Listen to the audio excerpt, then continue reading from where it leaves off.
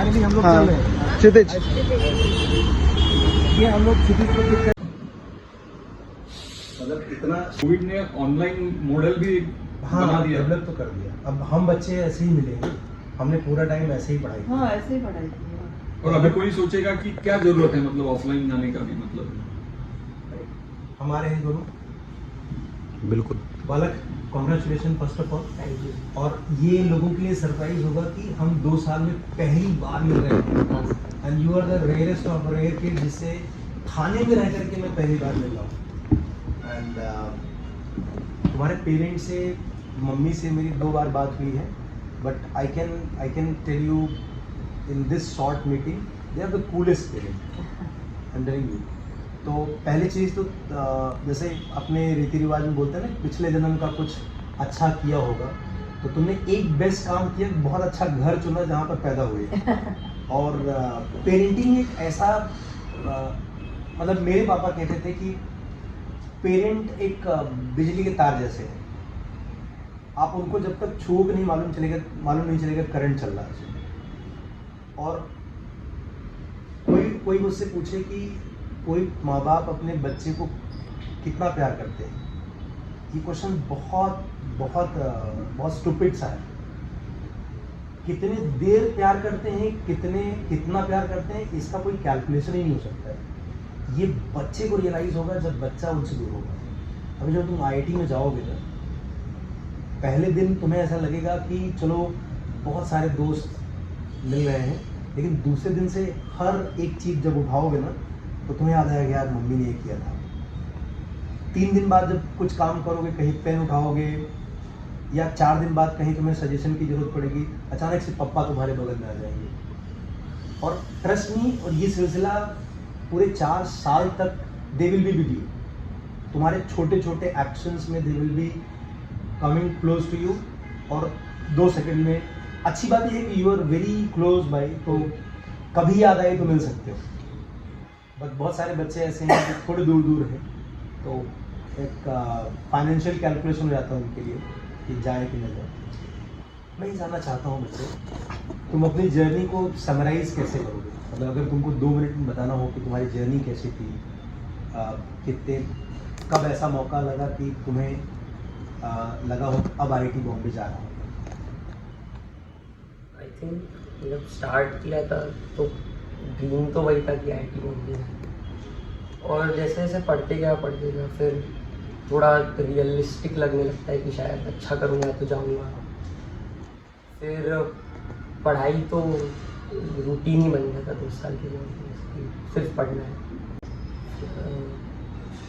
हाँ, तो बता रहा था कि कब पहली बार ऐसा लगा कि आईआईटी में जा रहा हूँ?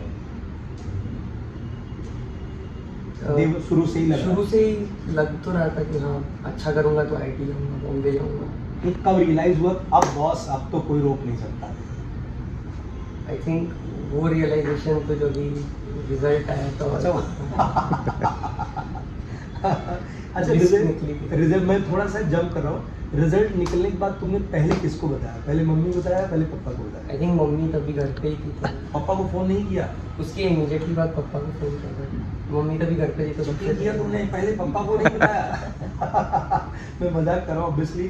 दोनों क्या रिएक्शन था मम्मी का? आई थिंक तभी सबका कॉमन रिएक्शन तो थोड़ा रिलीफ का ही था। मतलब मैं बोल रहा हूँ कि वो लोग डरे हुए थे कि पता नहीं क्या होने वाला है, 7000 रैंक आएगा, किधर मुंह दिखाने का अभी। नहीं, हम लोग हफ्ते भर तो हम लोग वही कर रहे थे कि हम लोग स्पेक्यूलेट ही कर रहे थे कि कहाँ मिलेगा, क्या रैंक आएगा, कि ये स्कोर पे लास्ट ईयर क्या रैंक था, तो वो रैंक अगर आया तो हम लोग कहाँ फिट होंगे। ये सब हम लोग फॉर ऑलमोस्ट 7 days वही स्पेक्यूलेशन था। And then after ultimately we were mentally prepare कि चलो 3500 4000 भी रैंक है तो भी मम्मी बिलीव मी, तेरे को छोड़ती नहीं अगर 4000 रैंक आता। 960 में भी she is not looking settled ma'am. नहीं ऐसा नहीं है, वी आर सेटल्ड मैम 4000 में आप नहीं खुश रहने वाली थी। बुरा डेफिनेटली उसके एफर्ट देख के बुरा डेफिनेटली लगता था, बट देन जो है मतलब सो है। आप 4000 कैसे सोच भी सकते हो? मतलब मैं मेरा नहीं, कितना लेकिन उसके मार्क्स आने के बाद तो हम लोग के पास कोई चॉइस ही नहीं था। लेकिन मैं बता के रखा था बच्चे के हाँ, मार्क्स में। बट आपने 700 to 1200 ऐसा कुछ बोला, बट मैंने 700 से लेके 3500 4000 के सब रैंक्स सुने थे लोगों से, अच्छा, यूट्यूब पे यूट्यूब पे या फिर कुछ लास्ट ईयर का। बड़ा बड़ा स्केरी रहा होगा। हाँ काफी। देखो दो हफ्ते बड़े स्कैरी और मम्मी का डिप्रेसिंग। रिएक्शन क्या था, मतलब सी लाइक नहीं Loud है? बहुत पैनिक या झगड़ा है ऐसा नहीं मैं रिजल्ट के बाद इमीडिएट तूने बताया कि आई रिजल्ट निकल गया, अभी मैं 960 डाला, तुमको भरोसा हुआ कि नहीं तेरे पे? हाँ हाउ सी रिएक्टेड? वो अभी रिलीफ वाला ही था कि हाँ ठीक है, जो हम लोग ने वो मेहनत किया था तुमको कि पहली बार भरोसा हुआ कि 960 ही है हाँ कि फिर से देख परत बता पाओ? नहीं वो तो पापा को फोन लगाया, पापा हाँ। क्या रिएक्शन था उनका? ज्यादा कुछ इतना इज वेरी हाँ। ओके, बिकॉज हम लोग तो एकदम 4000 5000 का ही ये कर रहे थे। मतलब ये बहुत बड़ा गिफ्ट मिला है, मतलब जैसे हाँ। छुपा हुआ धन मिल गया हो। 5000 आने वाला था, 900 आया। हाँ डेफिनेटली वो रैंक देख के, मतलब जो एक हफ्ता हम लोग वी हैड गॉन थ्रू ना the stress and the amount of speculations we were doing, 960 was a brilliant I am honestly telling you, just सिर्फ कहने के लिए नहीं है, मैं आप दोनों को इसके थ्रू देखा है, राइट? आप अपनी लाइफ में इतने बिजी हो, you are doing very noble job, no, being doctor, दोनों लोग बिजी हो। ऐसा नहीं था कि आप अपने उस बिजी लाइफ में इस बच्चे के लिए पेरेंटिंग के लिए टाइम नहीं निकाला, बहुत टाइम निकाला। जैसे मेरी माँ मेरे लिए जितना अवेलेबल होगी, because she is housewife, आपके लिए उतना टाइम निकालना मुश्किल होगा, लेकिन आप 10 मिनट भी जो निकालोगे ना, वो इतने थके होने के बाद निकालोगे। आपका विजडम किस ग्रेट लेवल का रहा होगा कि आपको थकावट इस बच्चे में दिखना नहीं चाहिए उस 10 मिनट। तो आपकी ग्रेटनेस समझ रहे हो? मतलब आप एक बहुत बड़ी उम्मीद हो उन वर्किंग पेरेंट्स के लिए जो सिर्फ ये कह करके बचने की कोशिश करेंगे कि मैं तो बहुत बिजी था इसलिए बच्चों का ध्यान नहीं रख पाया। मैं ये बोलूँ ना कि ये बीइंग डॉक्टर मैंने देखा, इसीलिए मैंने आपको शुरू में मजाक में बोला कि डॉक्टर लोग कुछ इंजेक्शन लगाते हैं, वो खुद को लगाते हैं।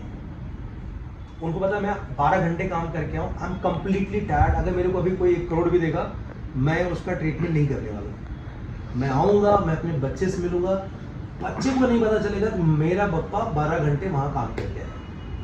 आप 10 मिनट भी दोगे ना, 10 मिनट बाकी पेरेंट के 12 महीनों के भी बराबर है। तो आई एम सेइंग जो आपने किया वो इस बच्चे में हमें रोज दिखा, कभी भी थका नहीं दिखाई मुझे, और मेरी उम्मीदों का सूरज हमेशा चलता रहा। मेरा एक और क्वेश्चन है बच्चे, अगर तेरे छोटा भाई बहन तो है, अगर उसको तुझे बताना हो कि जेई प्रिपरेशन करना है, क्या एक चीज है जो तू करेक्ट करना चाहेगा?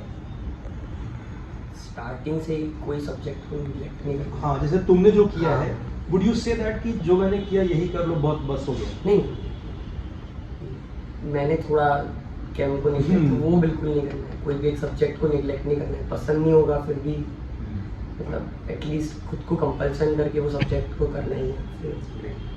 आई थिंक जो आप कहते हैं थोड़ा सा ये कि एंड में मैंने थोड़ा टेस्टिंग में अच्छा नहीं किया, तो वो टेस्ट लिखना, खुद को एनालिसिस करना, एनालाइज करते रहना, वो काफ़ी इम्पोर्टेंट है। और वो एनालिसिस थोड़ा स्टार्टिंग से भी आप कर सकते हैं कि एनालाइज करते रहो खुद को, गलतियाँ जो हो रही है ढूंढो, एक्चुअली ढूंढो कि इसमें ये गलत हो रहा है। छोटी छोटी भी जो आप मिस्टेक्स खुद में आइडेंटिफाई करते हैं तो वो भी बहुत इंपॉर्टेंट होती है एंड तक, वो सब छोटी छोटी चीज़ें काफ़ी ऐड होती हैं। मैथ्स हम लोगों ने मार्च में खत्म किया था, तुम लोगों ने वर्ल्ड रिकॉर्ड बनाया था, मैं मई में टारगेट किया था, दे फिनिश इन मार्च। मतलब 2 साल का सिलेबस 1 साल भी नहीं लिया है। क्या फ़ायदा होता है इतना जल्दी खत्म करने का? एक अच्छा बेस मिलता है काम करने के लिए, प्रॉब्लम्स की वैरायटी ज़्यादा एक्सप्लोर कर सकते हैं, पेपर्स की वैरायटी ज़्यादा एक्सप्लोर कर सकते हैं, अपनी गलतियाँ फिक्स करने के लिए वही ज़्यादा टाइम मिलता है, उतनी क्लैरिटी बनती जाती है कॉन्सेप्ट्स में, नए कॉन्सेप्ट्स मिलते हैं जो शायद अगर टाइम नहीं है तो आप सोचेंगे कि छोड़ दे सकते हैं, बट टाइम है तो आपको एक्स्ट्रा चीज़ें पढ़ रहे हैं। प्रॉब्लम सॉल्विंग ऑब्वियसली मैथ्स में तो सबसे इम्पोर्टेंट है। टाइम लगा कर करते थे तुम? हाँ प्रॉब्लम। प्रॉब्लम। इन चेहरों पे हंसी बनाए रखने का सबसे आसान तरीका क्या है? मतलब इन चेहरों में हमेशा हंसी बनी रहे, हमेशा प्राउड से आंखें भरे रहे, और क्या what is the best way to do, what is the best क्या बोलते हैं उसको, क्या सबसे अच्छा तरीका है जो तुम्हें लगता है कि इनको हमेशा खुश रख सकते हैं इससे? पढ़ाई करो, उनको टाइम दो। मुझे अगर मेरा आंसर सुनोगे तो मेरे एक्सपीरियंस से बेस्ट वे टू उनको खुश रखने का सबसे अच्छा तरीका है तुम खुद खुश रहो। ट्रस्ट में, अगर तुम अपनी लाइफ में, ये कितना आसान और कितना निस्वार्थ है, तुम अगर अपनी लाइफ में बहुत अच्छा करोगे ना, उनको खाली ये मैसेज मिल जाए कि you are doing amazing, trust me, don't have to give them BMW, और दे विल नॉट। मैं बोलूँ कि आज मैं हो सकता है थोड़ा अच्छे पोजीशन में हूँ, मेरी माँ की रिक्वायरमेंट उतनी नहीं है, she doesn't need Mercedes now. मैं तो यही सोच रहा हूँ ना, बड़ा हो जाऊंगा, जब पैसा आएगा तो मैं अपनी माँ को सब दे दूंगा। My father is not alike. तो आई एम सेइंग, जो तुमने गिफ्ट अभी दिया ना, ये 12th के बाद का जब बच्चा आधा मेच्योर और आधा बच्चा होता है, मेच्योर तो नहीं होता, बच्चा ही होता है, उस टाइम पे जब वो जेई वगैरह टाइप का कोई भी कॉम्पिटिटिव एग्जाम्स क्लियर करता है, उनको ये लगता है कि मेरी फसल लहलहा होती है। अब ये पौधा जमीन पकड़ लिया है, अब इस पे मेरे होने नहीं होने का कोई असर नहीं होगा, मतलब they have this vision now. तो जो गिफ्ट तुमने अभी इनको दिया ना, ये तुम 10 साल बाद 2 करोड़ की सैलरी या 10 करोड़ की सैलरी या बॉलीवुड में शादी करके उतनी खुशी नहीं आएगी जितना अभी आए। और इनको खुश रखना बहुत आसान है, खुद खुश रहो और उन तक मैसेज पहुंचा दो, बस मैं खुश हूं, ये इतना आसान है। एंड तुम्हारे जैसे मैं बहुत बच्चे देखे हैं, इस साल भी बहुत बच्चे थे। अगर तुम ऑनेस्टली मुझसे पूछो, तुम्हें भी उन्हें वही टीचर मिले हैं और उन बच्चों को भी वही टीचर मिले हैं। उनमें और तुममें रिजल्ट में जो फर्क है वो सिर्फ यही दोनों, मतलब ये उनके पास नहीं थी। तो अगर तुम इस स्ट्रेंथ को समझोगे, फ्यूचर में तुम कभी निराश नहीं होगे। मतलब तुम्हारे पास एक 1 TB वाला मोबाइल है जिसमें तुम कितना भी अपडेट मारोगे वो चमकता ही रहेगा। तो ऐसे ही लाइफ में अच्छा करो और खुश रहो। और मुझे तो तुम पे बहुत प्राउड शुरू से था, मतलब डे 1 से आई वाज लाइक कि मैं इनसे बोला कि मुझे लग रहा है मेरा बच्चा मिल गया।